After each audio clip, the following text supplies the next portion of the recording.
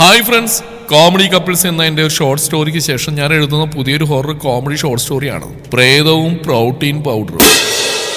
Horror എന്നൊക്കെ കേൾക്കുമ്പോൾ പേടിക്കാനുണ്ടാകുന്നൊക്കെ കരുതും, പക്ഷെ നിങ്ങൾക്ക് തെറ്റി. ഇത് അല്പനേരത്തേക്കെങ്കിലും നിങ്ങളെ ചിരിപ്പിക്കാൻ വേണ്ടി ഞാൻ എഴുതിയ സ്റ്റോറി ആട്ടോ. ഇനി നമുക്ക് കഥയിലേക്ക് കടക്കാം. മാറുന്നേ, ഒന്ന് കിടക്കട്ടെ. അമ്മേ. ഒരമാവാസി രാത്രി, വഴിവിളക്കുകൾ പോലുമില്ലാത്ത ആ വിജനമായ ഗ്രാമവീതിയിൽ തണുത്ത കാറ്റ് ഒരു ശീൽക്കാര ശബ്ദത്തോടെ വീശി അടിച്ചു.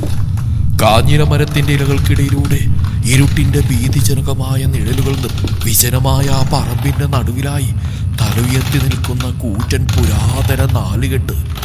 അവിടെ കാലങ്ങളായി അടഞ്ഞുകിടക്കുന്ന ആ തറവാട്ടിൽ ആരും കയറാത്ത ഇരുട്ടുമുറിക്കുള്ളിൽ നിന്നൊരു ചങ്ങലവരിയുടെയും നഖങ്ങൾ ഭിത്തിയിൽ ഉരസുന്നതിൻ്റെയും ഭീകര ശബ്ദം പുറത്തേക്ക് വന്നു. ആ തെരുവിലൂടെ നടന്നു പോകുന്ന ഏതൊരാൾക്കും നട്ടെല്ലിലൂടെ ഒരു തണുത്ത മിന്നൽ പായുന്നതായി തോന്നും. കാരണം നാട്ടുകാർ ഭയത്തോടെ മന്ത്രിക്കുന്ന ഒന്നു മാത്രമാ, ആ നാലുകെട്ടിലേക്ക് ആരും പോകരുത്. അവിടെ രക്തദാഹിയായിട്ടൊരു ആത്മാവുണ്ട്, അത് മനുഷ്യരക്തത്തിനായി ദാഹിച്ച് കാത്തിരിക്കുക. പക്ഷേ ഈ പേടിപ്പെടുത്തുന്ന ഹൊറർ കഥകളൊന്നും അറിയാതെ താൻ ആയുഷ്കാലം മുഴുവൻ കഷ്ടപ്പെട്ടുണ്ടാക്കിയ സമ്പാദ്യം കൊടുത്ത് ആ നാലുകെട്ട് മേടിച്ച നമ്മുടെ കുമാരേട്ടനായിരുന്നു. അങ്ങനെ മേടിച്ച് എല്ലാം കഴിഞ്ഞപ്പോഴാണ് നാട്ടുകാർ പറയുന്നത്, ആ പറമ്പിൽ പണ്ട് എപ്പോഴും ഒരു ആത്മാവ് കൂടിയിട്ടുണ്ട്, രാത്രി കാലങ്ങളിൽ അവിടേക്ക് അങ്ങനെ ആരും വരാറില്ലെന്ന്. ഇത് കേട്ടതോടെ പുള്ളിക്കാരൻ കാറ്റഴിച്ചു വിട്ട ബലൂൺ പോലെയായി. അല്ല, നാട്ടുകാർ പറയുന്നത് കേട്ട് പേടിച്ച് എങ്ങനെ ശരിയാവുന്നത്? ഇനിയിപ്പോൾ ഈ വീട് കിട്ടുന്നവരിൽ തിരിച്ചു മേടിക്കാൻ തന്നെ പറ്റിക്കാവുന്ന എഴുതി കുമാരേട്ടൻ തന്റെ മകൻ ജിത്തുവിനോട് ഈ കാര്യം പറഞ്ഞു. അവനാണെങ്കിൽ കേട്ടപാട് അങ്ങോട്ട് പോയി കാവലിക്കാൻ തന്നെ തീരുമാനിച്ചു. കേവലം ഒരു മകൻ മാത്രമായിരുന്നില്ല അവൻ.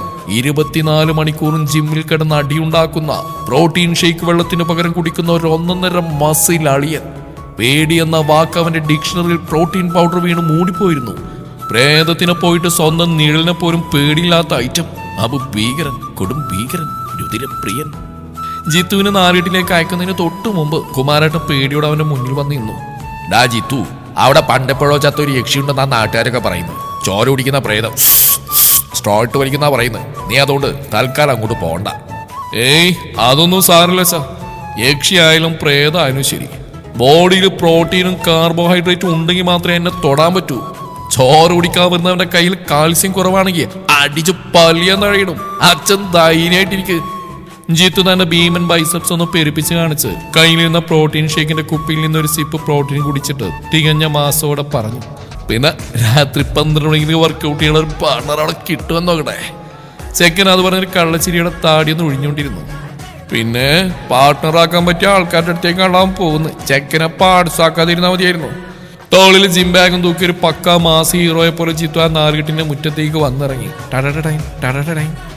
വൈകുന്നേരത്തെ മങ്ങിയ വെളിച്ചത്തിൽ ആ പഴയ തറവാടത്തിന്റെ വലിയ പറമ്പും അവൻ ഒന്നാകെ നിരീക്ഷിച്ചു. ചിലന്തി വരയും പൊടിയും നിറഞ്ഞ കൂറ്റൻ ഉമ്മറും. വേറെ ആരെങ്കിലും ആയിരുന്നെങ്കിൽ അവിടെയുള്ള ഭീതിജനകമായ അന്തരീക്ഷം കണ്ടാൽ തന്നെ പേടിച്ച് പനി പിടിക്കും. എന്നാ നമ്മുടെ ജിത്തു, ആഹാ കൊള്ളാലോ സെറ്റപ്പ്. നല്ല കാറ്റും വെളിച്ചുള്ള സൂപ്പർ സ്പേസ്. കുറച്ച് ഡംബിൾസും ബെഞ്ചും കൂടെ ഇട്ട ഒന്നാന്തര ഹോം ജിം ആക്കാം. അവൻ സന്തോഷത്തോടെ സ്വയം പറഞ്ഞു. ശേഷം നേരെ അകത്തേക്ക് കയറി തന്റെ ഭീമൻ ട്രാവലിംഗ് ബാഗ് നിലത്തേക്ക് തുറന്നു വെച്ചു. തുണികളെക്കാൾ കൂടുതൽ അതിലുണ്ടായിരുന്നത് ഭാരമേറിയ ഡംബിൾസ്, റെസിസ്റ്റൻസ് ബാൻഡ്സ്, പിന്നെ 5 കിലോയുടെ 2 വലിയ പ്രോട്ടീൻ പൗഡർ ഡപ്പകളുമായിരുന്നു. ആ നാലുകെട്ടിന്റെ നടുമുറ്റത്ത് അവൻ ഡംബിൾസൊക്കെ അണിനിരത്തി വെച്ചു. റൂമിന്റെ വാതിലിന് മുകളിൽ പുള്ളപ്പ് ബാർ ഫിറ്റ് ചെയ്തു. മുറിയുടെ മൂലയിൽ പ്രോട്ടീൻ ഷേക്കും ഗ്ലൗസുകളും നിരത്തി വെച്ചു. പ്രേതം വരുമ്പോ വരട്ടെ, അതിനുമുമ്പ് ഇന്നത്തെ കാർഡിയോയും വെയിറ്റ് ട്രെയിനിങ്ങും ഒക്കെ ചെയ്യാം. പ്രേതം കണ്ടാൽ ഞെട്ടണം, അല്ല പിന്നെ. ജിത്തു സ്പീക്കറിൽ നല്ല ലൗഡായ ഒരു വർക്കൗട്ട് മ്യൂസിക് ഇട്ടു. തറവാട് കുലുങ്ങുന്ന രീതിയിൽ ഡംബൽ പ്രസ്സും പുഷപ്പും ചെയ്ത് ശരീരാകെ പമ്പാക്കി. വർക്കൗട്ട് കഴിഞ്ഞ് കുറച്ച് സമയം റെസ്റ്റ് എടുത്തു. ശേഷം ആ തറവാട്ടിലെ തണുത്ത വെള്ളത്തിൽ അടിപൊളിയായിട്ടൊന്ന് കുളിച്ച് ഫ്രഷായി. ഡയറ്റ് തെറ്റിക്കാതെ കൊണ്ടുവന്ന ഹൈ പ്രോട്ടീൻ ഫുഡും കഴിച്ച് കൂടുതൽ വലിയ ഷേക്കർ നിറയെ പ്രോട്ടീൻ ഷേക്ക് കുടിച്ചോടെ അവന്റെ മൈൻഡും ബോഡിയൊക്കെ ഫുള്ള് സെറ്റ്. അടുത്ത ദിവസം ലെഗ് ഡേയെ കുറിച്ച് ആലോചിച്ച് ഫോൺ നോക്കി അവൻ ബെഡിലേക്ക് കിടന്നു. സമയം രാത്രി 12 മണിയോട് അടുത്തു. അതോടെ തറവാട്ടിലെയും പരിസരത്തെയും അന്തരീക്ഷമാകെ മാറാൻ തുടങ്ങി. അന്തരീക്ഷത്തിൽ പെട്ടെന്നൊരു വിചിത്രമായ നിശബ്ദത പടർന്നു. പുറത്തു മരങ്ങളിലുണ്ടായിരുന്ന കിളികളുടെയും പ്രാണികളുടെയും ശബ്ദമെല്ലാം ഒറ്റ നിമിഷം കൊണ്ടടങ്ങി.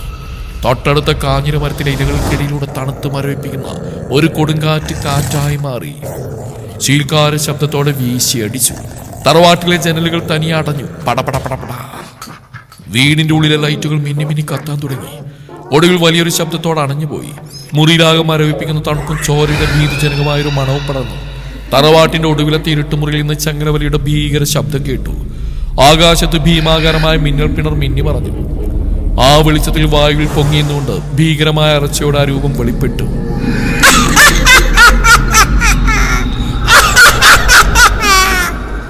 വെള്ളത്തുണി കൊടുത്ത് കണ്ണുകൾ തീക്കനൽ പോലെ ചുവന്ന് വായിൽ നിന്ന് ചോരയൊലിപ്പിച്ച് നിലത്ത് തൊടാതെ നിൽക്കുന്ന ഒരു ഭീകര രൂപം. വായിൽ നിന്ന് പുറത്തേക്ക് തള്ളി നിൽക്കുന്ന കൂർത്ത് 2 ദ്രംഷ്ടകൾ. പെട്ടെന്നുള്ള ആ സീൻ കണ്ടതും ജിത്തു ഞെട്ടിത്തെറിച്ച് ബെഡിൽ നിന്ന് ചാടി എഴുന്നേറ്റു. നെഞ്ചിരിപ്പ് 10 ഇരട്ടിയായി പെരുകി. റിയൽ ഹൊറർ പടം ലൈവായി കാണുന്ന പോലെ അവനൊന്ന് പേടിച്ചു വിറച്ചു. ആരാ ഇത്? കുമാരേട്ടന്റെ മകനാ ഞാൻ, എന്നൊന്നും ചെയ്യരുത്. ആരും വിക്കി വിക്കി പേടിയോടെ കൈകൾ കൂപ്പി ചോദിച്ചു. അത് കേട്ടതും പ്രേതം തന്റെ എല്ലാ ഭീകരതയും പുറത്തെടുത്ത് ചുമച്ച് തൊണ്ടയ്ക്കൊന്ന് ക്ലിയർ ചെയ്ത് തിയേറ്ററിലെ സൗണ്ട് എഫക്ട് പോലെ വിറപ്പിക്കുന്ന ഭീതിജനകമായ വോയിസിൽ അലറി പറഞ്ഞു. Hello mic test. ഓക്കെ, ഞാൻ ഈ പറമ്പിലെ രക്തദാഹിയായ യക്ഷി സരസമ്മ.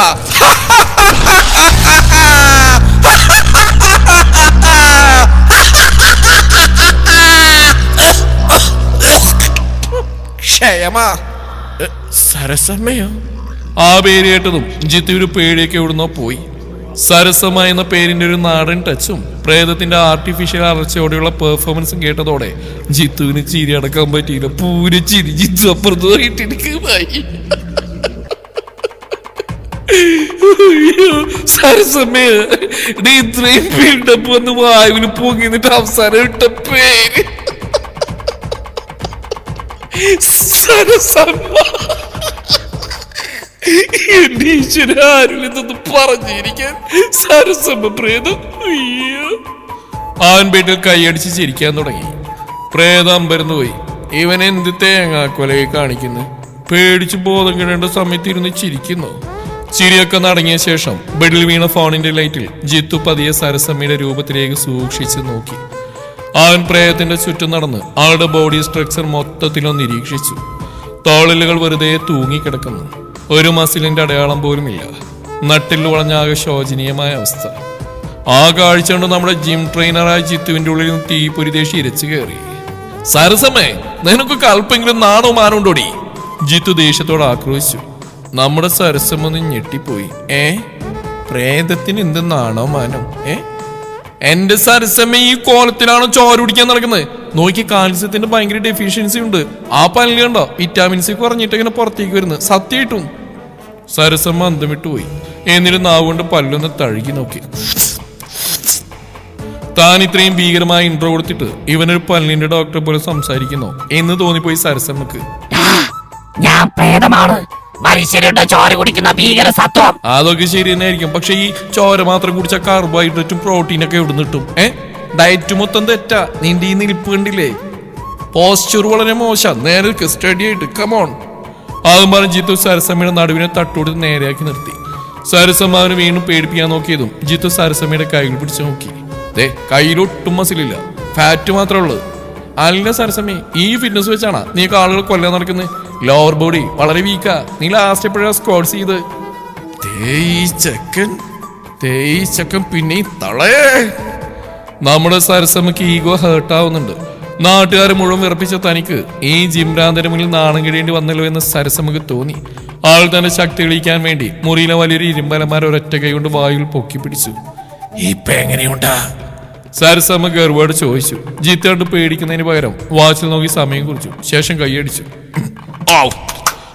സരസമ്മയുടെ വണ്ടർ പാക്സ് അടിപൊളി, 1 hour കൊള്ളാം. പക്ഷെ ഫോം തേച്ചും തെറ്റാണ്. ആ അലമാര ഇങ്ങോട്ട് പൊക്കുമ്പോഴേ നിന്റെ ലോവർ ബോഡി വല്ലാണ്ട് വളഞ്ഞിരിക്കുന്നുണ്ട്. ഇങ്ങനെ പോയി ഡിസ്കറിച്ചു ഉറപ്പാ. പ്രേതങ്ങൾക്ക് ഗവൺമെന്റ് ഹോസ്പിറ്റൽ കാർഡുണ്ടോ? സരസമ്മ പതുക്കെ അലമാര താഴെ വെച്ചു. അവളുടെ കൺകോളിൽ നിന്ന് 2 തുള്ളി കണ്ണീർ പൊടിഞ്ഞ് താഴെ വീണു. Blue blue. എനിക്കൊന്നും വേണ്ട, ഞാൻ പോവുക.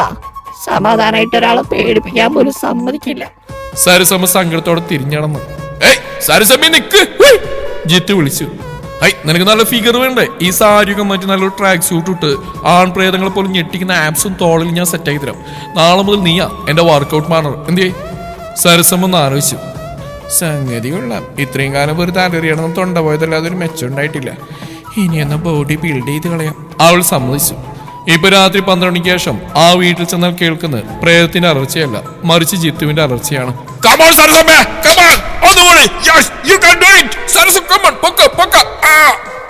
സരസമ്മ ഇപ്പോൾ ചായക്കടയിൽ കെട്ടിത്തൂക്കിയ വാഴക്കല പോലെ തലകീഴായി മേൽക്കൂരിൽ തൂങ്ങിക്കിടന്ന് ABS വർക്കൗട്ട് എടുക്കുകയാണ്. ചോര കുടിക്കുന്ന നിർത്തി അവളിപ്പോ കുടിക്കുന്ന ബീട്രൂട്ട് ജ്യൂസും പ്രോട്ടീൻ ഷേക്കുമാണ്. അങ്ങനെ ദിവസങ്ങൾ കഴിഞ്ഞു. അടുത്ത നാട്ടിലെ വലിയൊരു പാലമരത്തിന്റെ ചോട്ടിലായിരുന്നു ആ വർഷത്തെ അഖില കേരള യക്ഷി പ്രേത മഹാസഭ അധ്യക്ഷ പദവിയിലിരിക്കുന്നത് നാട്ടിലെ ഏറ്റവും സീനിയർ യക്ഷിയായ കാഞ്ഞിരമരത്തിലെ കമലമ്മയാണ്. കരിമ്പനയിലെ കാർത്തിയാനി ഒടിയൻ ഹൗസ് ഇപ്പൊ കുട്ടിച്ചാത്തം തുടങ്ങി നാട്ടിലെ പ്രമുഖ ഭീകരന്മാരൊക്കെ മീറ്റിങ്ങിന് എത്തിയിട്ടുണ്ട്. എല്ലാവരും വന്നിട്ട് നമ്മുടെ സരസമ്മ മാത്രം എത്തിയില്ല. കമലമ്മയ്ക്ക് ദേഷ്യം വന്നു. അവൾ സരസമ്മയെ ഫോണിൽ വിളിച്ചു. സരസമ്മേ, നീയൊക്കെ എവിടെയാ? ഇവിടെ മീറ്റിംഗ് തുടങ്ങിയിട്ട് 1/2 മണിക്കൂറായി. നീ ഇല്ലാതെ എങ്ങനെ ഈ വർഷത്തെ മനുഷ്യരെ പേടിപ്പിക്കൽ പ്ലാൻ ഉദ്ഘാടനം ചെയ്യുക? കമല ചൂടാവുന്നുണ്ട്.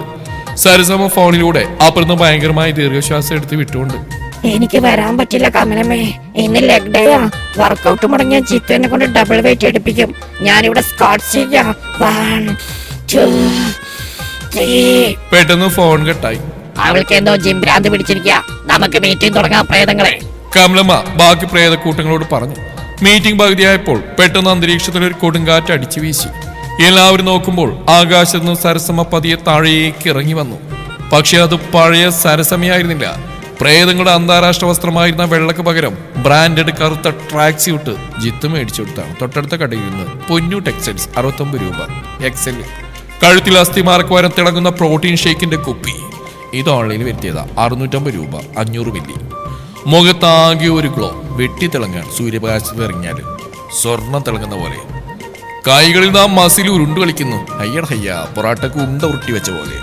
അവൾ വായുവിൽ നിന്ന് പതുക്കെ ലാൻഡ് ചെയ്ത് തനി ബോഡി ബിൽഡർമാരുടെ സ്റ്റൈലിൽ ഒരു ബൈസെപ്സ് പോസ്റ്റ് ചെയ്തുകൊണ്ടിരുന്നു.